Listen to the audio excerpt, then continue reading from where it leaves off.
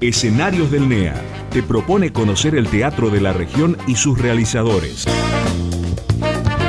Porque hay vida en el teatro.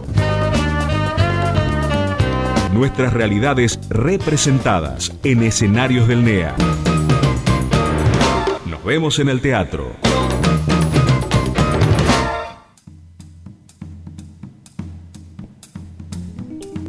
Hola, muy buenas tardes. Bienvenidos a Escenarios del NEA, esta columna en la radio de la universidad en la que hablamos de teatro.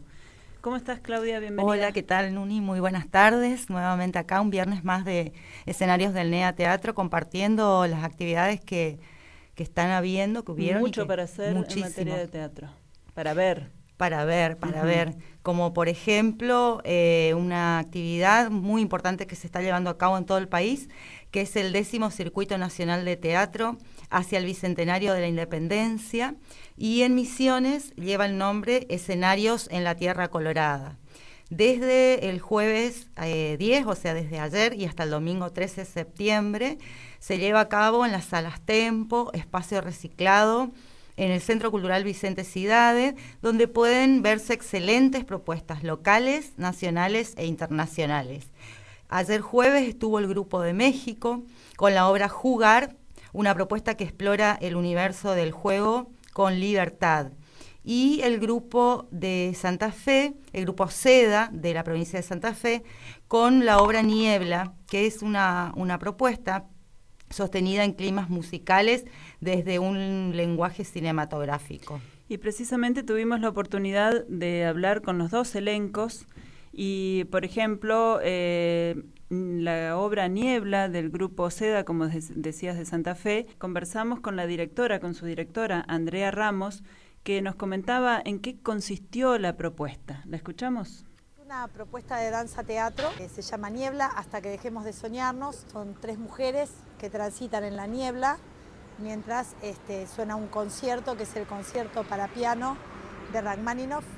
Número 2, la obra tiene un concepto bastante cinematográfico, dramático, plantea esta sensación de estar a veces en un vacío, de a veces estar sin saber si avanzar o sin tener idea de lo que vamos dejando atrás. El vestuario de la obra está como concebido desde una época del 1800, entonces estas mujeres están como cargadas con la ropa, también de caracterización, de maquillaje, de peinado, donde es como que están encerradas y atrapadas en este lugar que es un tapete de otro color también, o sea, está todo como planteado desde un lugar de encierro, pero de la propia persona. O sea, son 3 mujeres, pero a la vez están solas. No hay entre ellas ninguna comunicación. Es un planteo bastante fuerte y un poco lo que también lleva al espectador es a entrar en un sueño, a entrar a veces en una cosa propia, a entrar en una sensación que tiene que ver con algo del que lo está mirando. Nosotros trabajamos mucho en base también a lo que provocamos en la gente.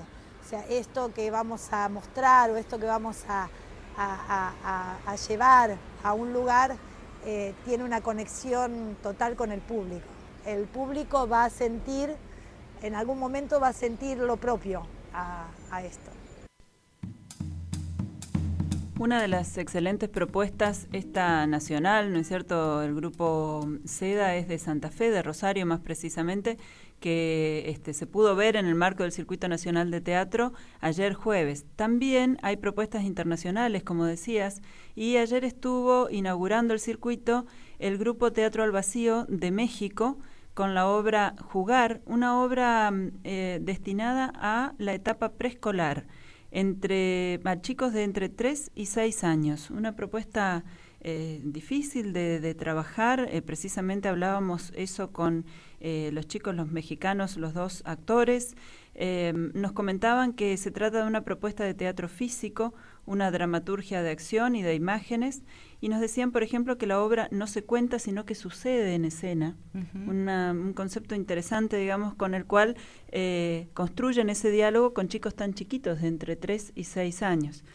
Y otra de las cuestiones muy interesantes que también propone y favorece este tipo de encuentros y de festivales es conocer qué pasa con el teatro en otras realidades, por ejemplo, claro, en la países, Ciudad de México, en México y en la Ciudad de México particularmente. Estos chicos son del Distrito Federal, de la capital, una de las ciudades más grandes del mundo. Estaba buscando exactamente los datos, según la ONU es la tercera ciudad más poblada del mundo, tiene 20 millones de habitantes. Para tener una idea, Buenos Aires tiene 3 millones de habitantes. Para poder hacer una relación es muchísimo. Y bueno, ellos nos comentaban cómo es hacer teatro en aquella ciudad. Los escuchamos. En México, en general, el teatro es más institucional, digamos. No hay tantas salas de teatro independientes, sino que la gente de teatro trabaja muy cerca de las instituciones, de la Secretaría de Cultura, del Consejo Nacional, incluso de la Secretaría de Educación Pública. Y bueno, eso genera un tipo de dinámica muy particular, digamos, muy distinta, me parece a mí, de cómo suele suceder o como he reconocido que sucede acá en Argentina.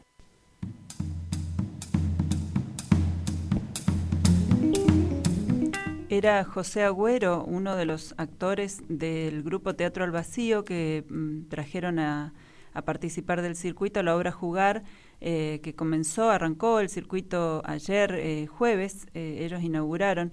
Y bueno, por ejemplo, nos comentaban que en toda la Ciudad de México, DF, hay 4 salas independientes, por ejemplo.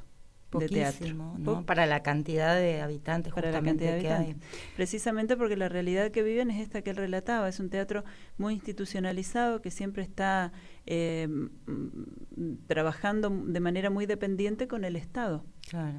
Y en relación a Argentina, la diferencia también es que por ahí México le da como mucho más empuje a todo lo que es la producción televisiva, de doblajes, de películas y cinematográfica. Claro. Y por ahí el teatro está un poco como dejado de lado, ¿no? En comparación a la Argentina, que en estos momentos se considera uno de los países que más cultura teatral tiene, y más movimiento teatral tiene. Así es.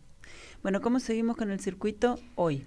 Hoy a las 20 horas, en el Centro Cultural Cidade, se puede ver Operativo Pindapoy, que es una versión sobre el secuestro del expresidente de facto Pedro Aramburu en 1970, hecho con el cual se lanzó la agrupación armada peronista Montoneros.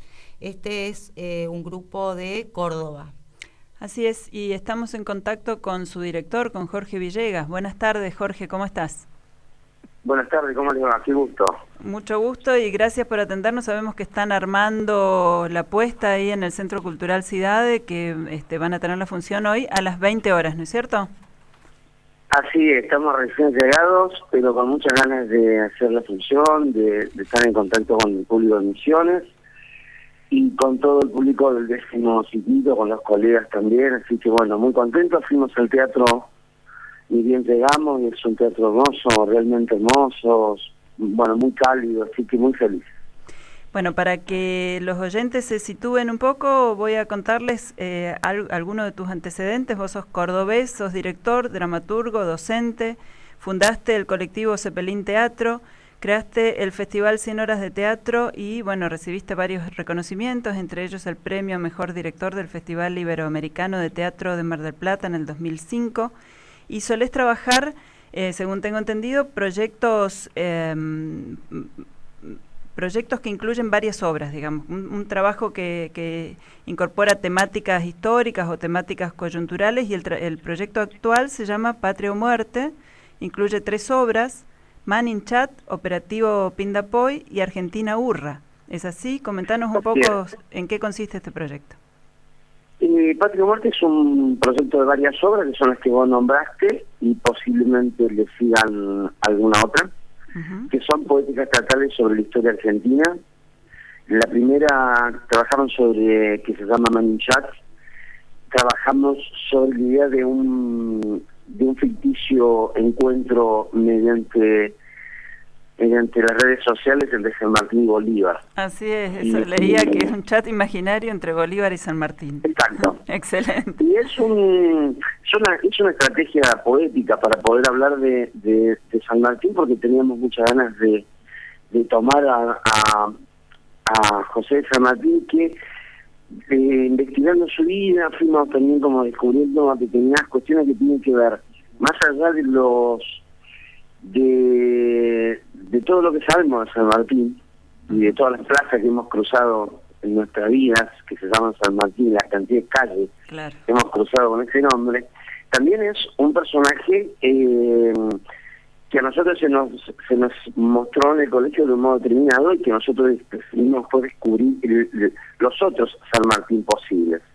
Porque en definitiva alguien lo puso como padre de la patria, y bueno, metiéndonos en ese San Martín, digamos, en un momento además en el que hace 7 años que estrenamos esa obra en América Latina, estaba Chávez, estaba Kirchner, estaba Lula, estaba Lugo en Paraguay, aparecía Correa, era como una especie de efervescencia de reinauguración de la opción latinoamericana, digamos.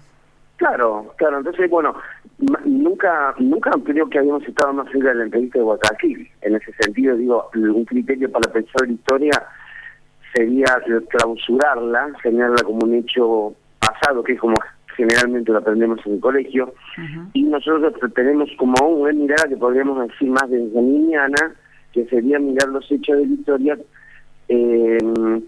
pero interpretándolos desde el presente, donde están sucediendo todos esos hechos hoy, digamos, cuánta historicidad tienen porque actúan en el presente.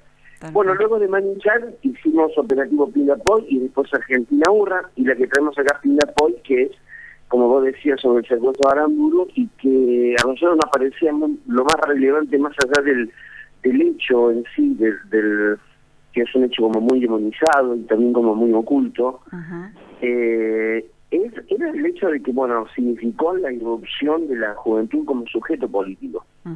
Es decir, no porque no hubiera habido jóvenes que hubiesen participado activamente en política. Empecemos por Mariano Moreno, ¿no es cierto? Pero digo, en todo el historia del siglo XX como colectivo de jóvenes, no.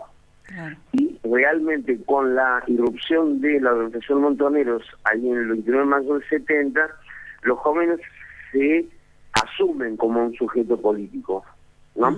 Y empiezan las juventudes de acá, las juventudes de allá, las juventudes obreras, la juventud socialista, la juventud peronista, la juventud comunista, y bueno, entonces, y ellos venían de organizaciones jóvenes cristianas, con los cuales a la clase media alta antiperonista le había salido el tiro por la culata, porque habían enviado a sus hijos a estudiar en colegios católicos, así, dándose como un gran resguardo de una formación antiperonista garantizada, lo cual es cierto. Lo que pasa es que en ese momento estaban sucediendo muchas cosas, como la aparición de los sacerdotes del tercer mundo, había una efervescencia, empezó a haber una efervescencia de los jóvenes de acercarse y reinterpretar el Antiguo y el Nuevo Testamento.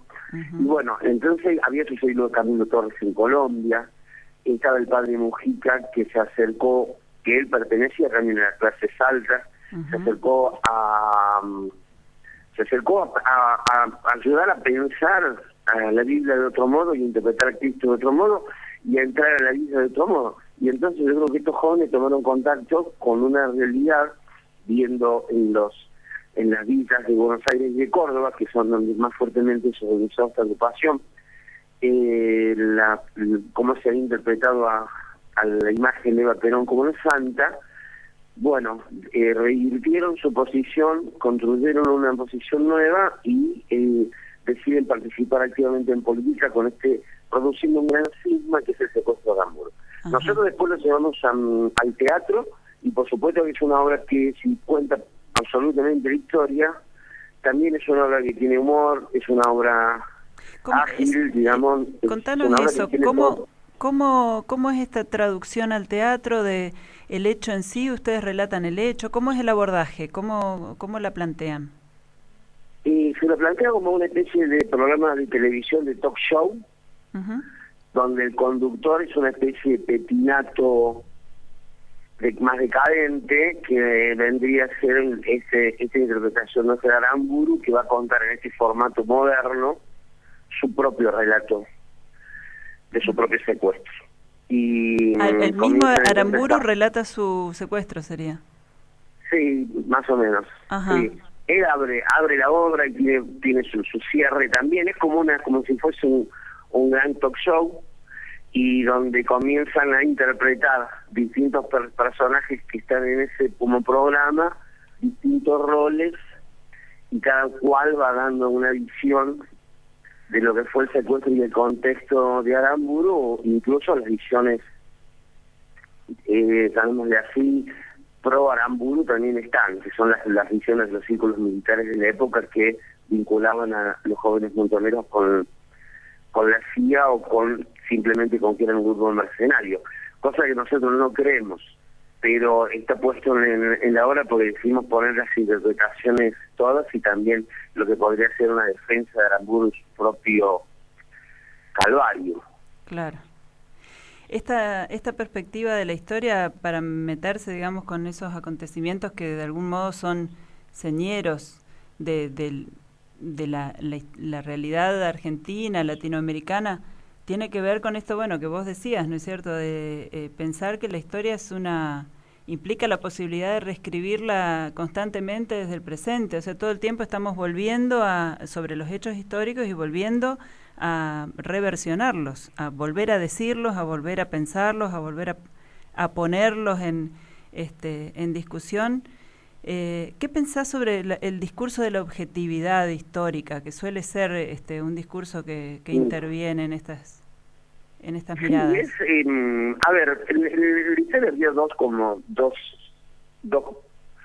elementos que no pueden ser ignorados. Por un lado, la imposibilidad de la objetividad, porque eso va a ser traducido va a ser interpretado por una persona que es el historiador, y las palabras y los verbos y los modos en los cuales va a ser escrita la historia va a definir una subjetividad y una trama de subjetividad de pensamiento. Por lo tanto, la objetividad ya ahí estaría complicada. Pero la historia no se construye sin documentos.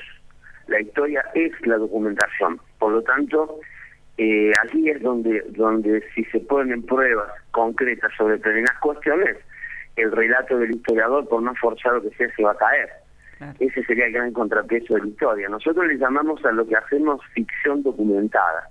Es decir, es ficción porque son textos que inventamos, pero al mismo tiempo está basado en documentos. Muchos de los documentos, por supuesto, no los hemos corroborado nosotros. Confiamos en historiadores que interpretamos y seguimos, y que leemos y que, bueno, confiamos en el criterio de esa fuente, digamos. Claro. Sí. Te hago una pregunta con respecto a cómo funciona el grupo. Es un grupo que cumple este año 20 años, ¿sí? El grupo Zeppelin.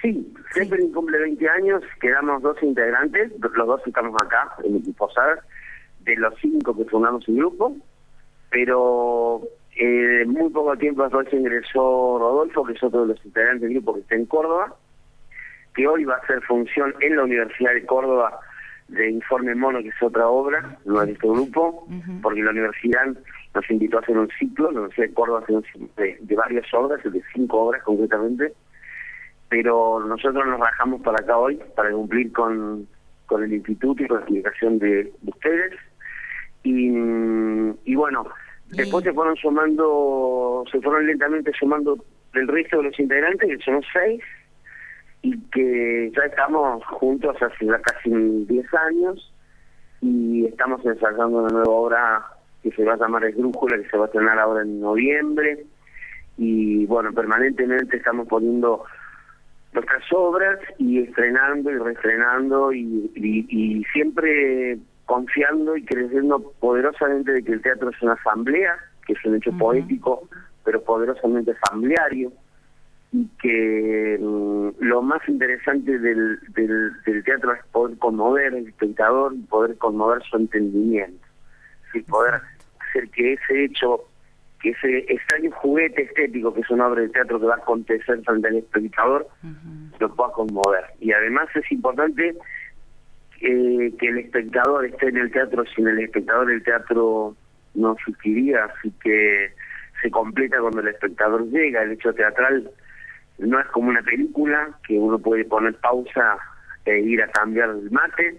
En el teatro es necesario que el espectador esté ahí porque el actor recibe absolutamente todas las vibraciones del espectador, así que bueno, en ese sentido es un hecho vivo, un acontecimiento del que nosotros disfrutamos muchísimo. Y eso seguramente va a suceder en la Sala Argentina del Centro Cultural Kirchner, ¿cierto? El 20 de septiembre. Ojalá, ojalá. ¿Sí? Nosotros hemos tenido mira, para nosotros es tan importante hacer funciones como la de el viernes pasado y la que va a suceder hoy en el Pabellón Argentino de Córdoba, como estar acá en Posadas, como ir a Villa Libertador, que es un sector muy marginal de Córdoba que fuimos el domingo pasado, como ir al Centro Cultural Kirchner. Es decir, para nosotros es todas las salas, las más grandes, se disfrutan más, a lo mejor porque tenés más luces, el espectador puede ver más cómoda la obra.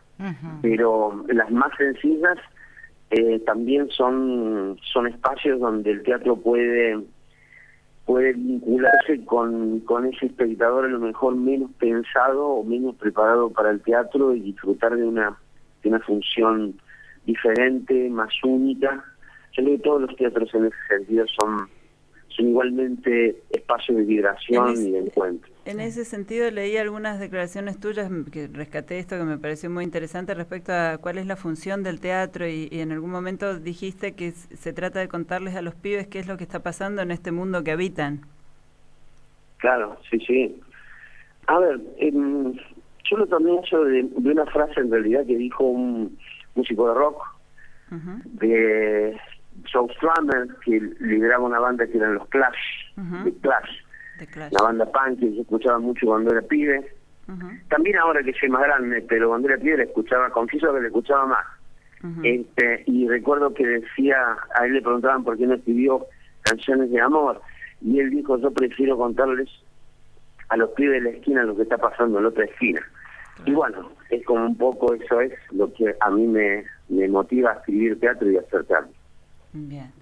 Bueno, muchísimas gracias, Jorge. Te dejamos seguir trabajando ahí en el Centro Cultural Vicente Cidade. Muchas gracias por este contacto y bueno, nos veremos ahí. Espero que el posadeño también aproveche la oportunidad de asistir a esta propuesta. Bueno, muchísimas gracias, ha sido un gran gusto. Hasta la próxima. Hasta luego.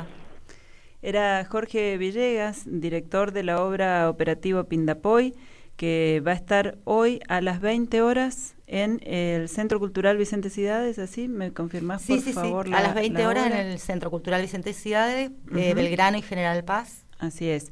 Actúan, te cuento, que los actores son Rubén Gatino, Matías Unzain, Santiago Sanpaulo. La obra se llama Operativo Pindapoy y tiene al dictador como protagonista y relator.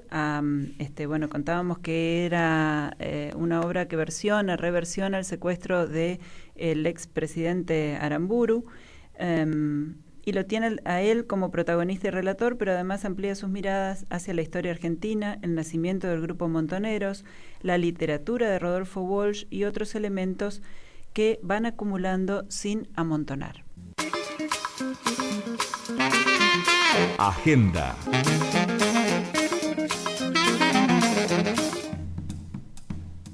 Bueno, y dentro del Circuito Nacional de Teatro que se está llevando a cabo en el país y que este fin de semana le toca a la ciudad de Posadas, luego de esta obra, de la que acabamos de hablar con su director, de Operativo Pindapoy, a las 22 horas en Sala Tempo podemos presenciar la obra Vago de la ciudad de Buenos Aires, que es una propuesta situada en el conurbano bonaerense, una realidad de los 90 y el lugar común de la exclusión irremediable a la que esos años arrojó a las personas. Te cuento que el director se llama Josca Lázaro, es un español, pero que vive hace bastante tiempo en Buenos Aires y que la obra esta Vago se presenta habitualmente en el Shopping El Abasto en Capital.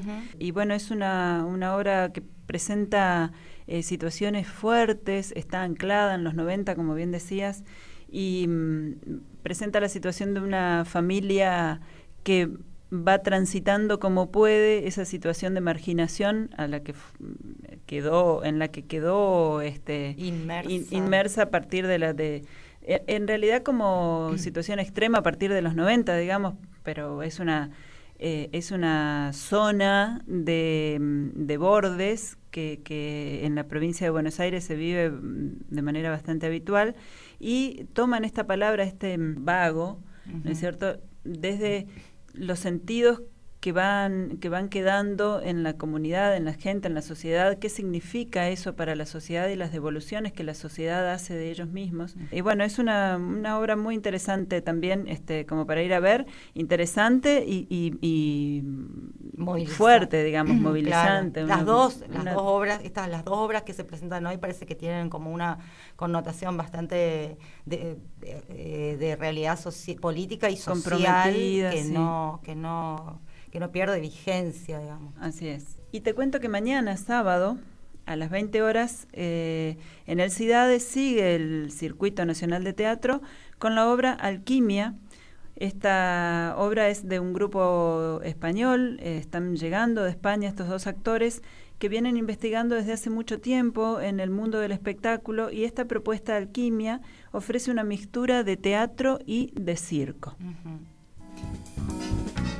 Y a las 22:30 en Sala Tempo se presenta nuevamente la obra misionera local La Prudencia. Y el domingo se puede ver a las 17:30 en Espacio Reciclado Al Carajo Clown de Ciudad de Buenos Aires, donde una mujer clown, invade el escenario con las emociones que desencadenan la contradicción entre el deber ser y su querer hacer. Tuve la oportunidad de ver este espectáculo hace un par de años. Realmente lo recomiendo, me pareció excelente, una clown que conmueve realmente, que transparente, que te va llevando con sus emociones. Precisamente el planteo es esa contradicción entre lo que ella quiere hacer y el deber ser impuesto por el afuera, y bueno, toda la situación que le provoca esa situación, vos la ves, te sentís identificado necesariamente con más de una de esas situaciones, de esas ocasiones. En esa oportunidad la gente la aplaudió de pie. Es una excelente propuesta para ver el domingo a las 5:30 de la tarde en Espacio Reciclado. Y el Circuito Nacional de Teatro cierra el mismo domingo a las 20:30 horas en Sala Tempo con la función de La Araucana de Chile, del grupo de Chile. Se trata de un espectáculo musical con 4 juglares en escena que relata la historia del autor del poema épico que describe la guerra de Arauco entre españoles y mapuches o araucanos. Por eso se llama, el poema de este autor español se llama La Araucana. Es un relato en primera persona. El autor del poema protagonizó la guerra de la conquista, es de aquellas épocas, el relato, es uno de los mayores escritos que se conservan sobre la conquista española, en este caso situada en Chile, y sobre ese poema está elaborada esta función, esta obra de teatro que también lleva el nombre de La Araucana y, como decíamos, consiste en un espectáculo musical con 4 juglares en escena.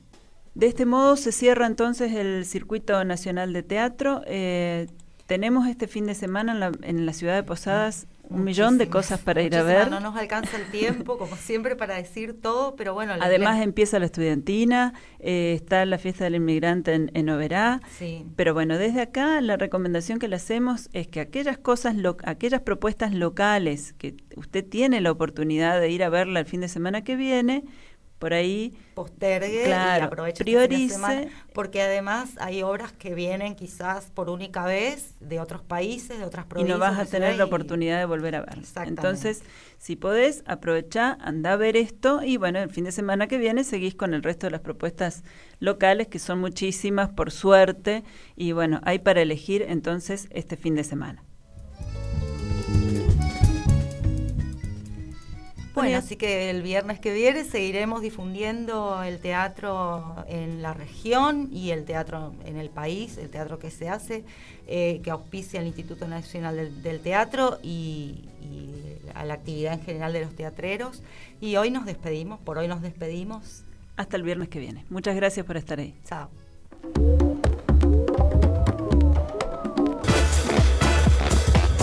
Este es un programa coparticipado entre el Instituto Nacional del Teatro y la Asociación Civil Biblioteca Popular Garupá Saludable.